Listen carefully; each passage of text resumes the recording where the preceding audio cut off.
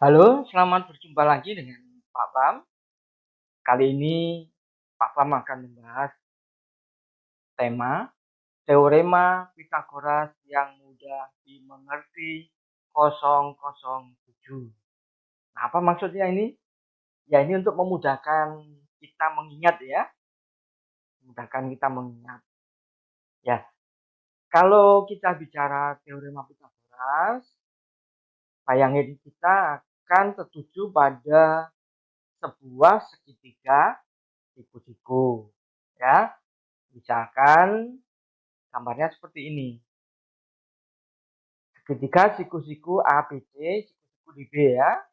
Nah, gambarnya bisa seperti ini. Bisa juga nanti diputar, dimiring-miringkan ya. Nah, masalahnya nanti kan mencari AC-nya berapa. Nah, ini ada hubungannya dengan teorema Pitagoras. Atau gambarnya seperti berikut ini ya. Nah, kita mencari sisi yang AB. Ya, bagaimana? Atau juga mencari seperti ini. Mencari QR yang di bawah ya. Jadi segitiganya bisa diputar-putar ya posisinya ya. Nah, untuk lebih mengertinya, mari kita ikuti pembahasan soal berikut ya. Yang pertama, diketahui segitiga siku-siku dengan ukuran sisi-sisinya 3 cm, 4 cm, 5 cm. Nah, kita tidak perlu bingung ya. Kita gambar aja segitiga sembarang ya. Tapi siku-siku, misalkan seperti ini. Siku-sikunya di B. Nah, pemberian nama segitiga ABC bebas ya, boleh P, Q, R, dan seterusnya. Nah, siku-sikunya boleh kita tempatkan yang di B, atau A, atau C bebas ya.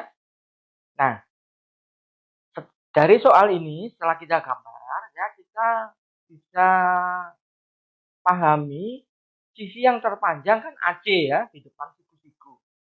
Nah, ini kita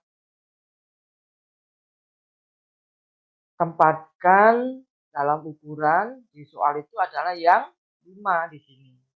Sehingga yang 4 dan 3 antara AB dan BC ya. Karena AB-nya lebih panjang dari BC, maka AB-nya 4, BC-nya 3. Nah, ini gambarannya dari soal yang pertama ya. Nah, sekarang hubungannya apa dengan Pitagoras? Nah, di sini kalau kita buatkan satu operasi pangkat, penjumlahan bilang berpangkat atau ekspresi namanya ya, ekspresi.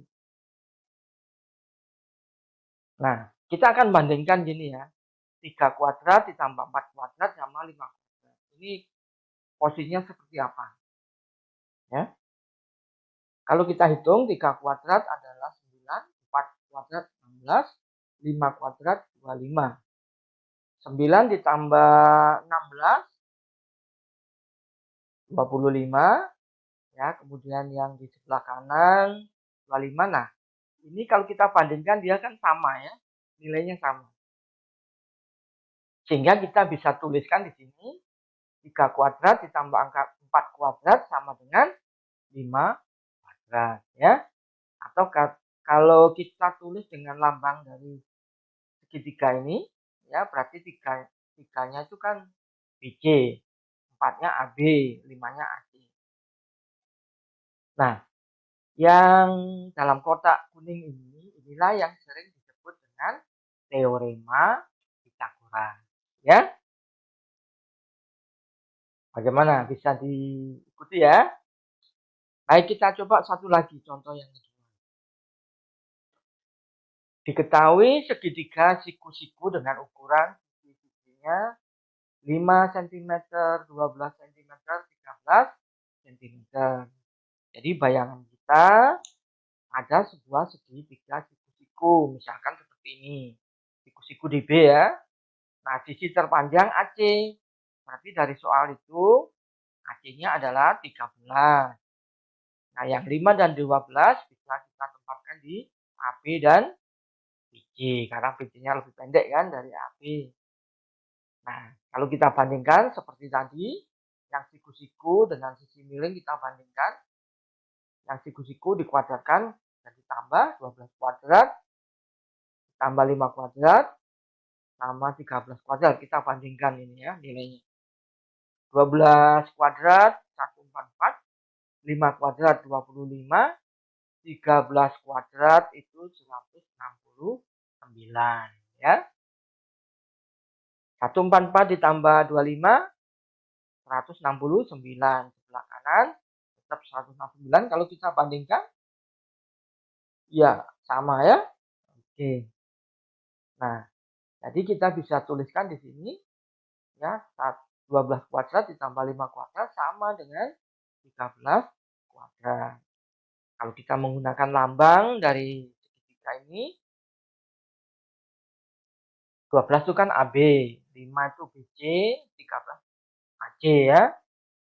Nah, yang diberi kotak warna kuning ini, inilah yang disebut dengan rumus Pitagoras atau teorema Pitagoras atau dalil Pitagoras. Jadi ada 3 sebutan ya. Nah, sampai di sini ada pemahamannya, sudah mulai bisa dipahami ya teorema Pitagoras itu seperti apa. Memang ada buku-buku lain atau yang menjelaskan tentang luasan dari sisi miring, itu sama ya, prinsipnya sama ya. Nah, jadi kesimpulannya dalam segitiga siku-siku ABC di sini ya, ini berlaku seperti apa ya. Namun sebelumnya kita pahami bersama ya. Nah, AC-nya ini bisa digeser-geser ya, bisa miring, bisa tegak, bisa mendatar. Tapi yang jelas AC-nya ini di depan sudut siku-siku B. Nah, ini sisi AC ini diberi nama hipotenusa atau dalam bahasa Indonesia sering disebut dengan sisi miring ya. Tapi sebetulnya dia tidak miring ya. Kalau kita gambarnya AC-nya itu mendatar kan tidak miring. Ya, tapi tidak apa-apa karena sudah disepakati hipotenusa ini untuk memudahkan kita menghafal, mengerti ya, itu adalah sisi miringnya. Jadi sisi miring hipotenusa adalah sisi yang terpanjang di depan sudut siku-siku. Nah, sisi yang lain-lain kita beri nama siku-siku yang pertama, siku-siku yang kedua ya. Oke, kalau kita sudah sepakat ini, paham semuanya nanti sama ya. Seluruh Indonesia, seluruh dunia akan sama untuk memahami gambar segitiga siku-siku ya. Nah, untuk segitiga siku-siku yang gambarnya seperti ini ABC, maka berlaku rumus AC kuadrat. Sisi siku-sikunya hipotenusanya kuadrat sama dengan AB kuadrat ditambah BC kuadrat. Nah, kalau kita kalimatkan dalam bahasa Indonesia, sisi miring kuadrat sama dengan jumlah kuadrat sisi siku-sikunya. Ya, inilah yang sering disebut dengan teorema Pitagoras atau yang menyebut dengan rumus Pitagoras atau yang ada yang menyebut dengan dalil Pitagoras, sama ya. Nah, untuk lebih memahaminya, lebih mengerti ya, kita masuk pada sesi menghitung panjang sisi segitiga siku-siku yang belum diketahui. Misalkan ada gambar segitiga siku-siku, AC-nya belum diketahui. Nah, berapa panjang sisi AC? Nah, di sini kita memanfaatkan rumus yang sudah kita pahami tadi, yaitu AB kuadrat BC kuadrat sama dengan AC kuadrat. Ingat ya, AB BC ini tergantung segitiganya. Kalau diberi lambang ABC ya seperti ini. Kalau tulisannya PGR beda lagi, tapi prinsipnya AC-nya itu adalah sisi yang terpanjang atau sisi miring atau hipotenusa atau sisi di depan sudut siku ya, yang tadi kita sebut dengan teorema Pitagoras.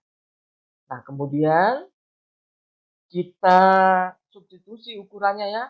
AB-nya di sini 12, BC-nya 9, artinya R ya.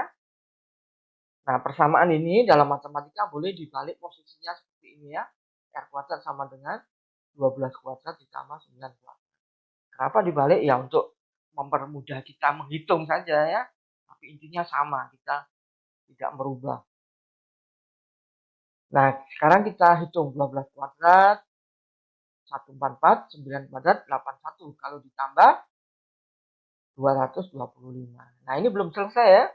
Karena dalam bentuk R kuadrat. Yang ditanyakan AC. AC itu R. Gitu ya. Nah, untuk mencari R kuadratnya ini kita akar.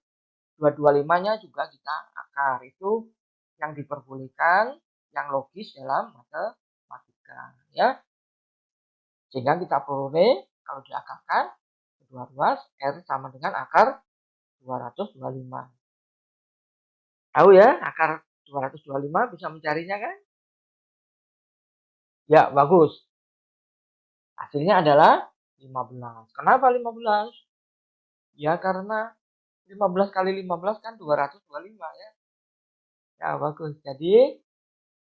Jadi panjang sisi AC di sini adalah 15 cm. Bagaimana? Mudah kan? Mudah untuk dimengerti ya. 007. Nah, baik. Ini kalau kita mencari sisi hipotenusa. Bagaimana mencari sisi AB? Nah, soalnya seperti ini. AB tidak diketahui. Bagaimana caranya? Nah, tidak usah khawatir ya. Kita tetap gunakan teorema Pitagoras atau rumus Pitagoras untuk gambaran seperti ini kan tetap dia ya. AB kuadrat ditambah BC kuadrat sama dengan AC. AC-nya sisi terpanjang, hipotenusa atau sisi miring ya. Kita substitusi ukurannya, AB-nya tidak tahu, ya tetap aja AB kuadrat kita tulis ya. BC-nya 10, AC-nya 26. Kita kuadratkan di sini 100, 10 kuadrat itu 100, 26 kuadrat 606. Nah, karena kita mau mencari AB nih, maka 100-nya kan harus 0. Supaya 0, 100-nya dikurangi 100, ya kedua ruas, atau dipindah kan istilahnya.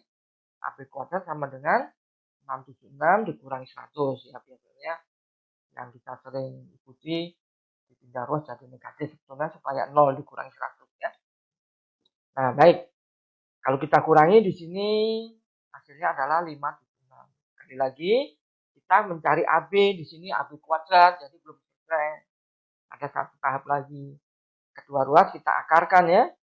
Kita peroleh AB sama dengan akar 576. Jadi akar AB kuadrat itu AB ya. Nah, akar 576 berapa? Ya bagus. Betul ya. Akar 576 adalah 24. Kenapa 24? Ya karena 24 kali 24 adalah 576. Yaitu pengertiannya itu. Jadi panjang sisi AB sama dengan 24. Nah, mudah kan? Nah, satu lagi terakhir ya, file lengkap. Tadi mencari AC sisi hipotenusa sudah. Mencari AB sisi siku-siku yang pertama sudah. Nah, bagaimana mencari yang BC kalau tidak diketahui? Nah, seperti ini soalnya. QR sekarang bukan ABC ya, tapi QR. Nah, tidak usah bingung ya kalau ada soal seperti ini. Ingat 007 tadi ya. Rumus Pitagoras itu adalah PQ kuadrat ditambah QR kuadrat sama dengan PR kuadrat. Jadi di sini AC-nya adalah PR ya, sisi hipotenusa atau sisi miringnya PR di sini. Ya.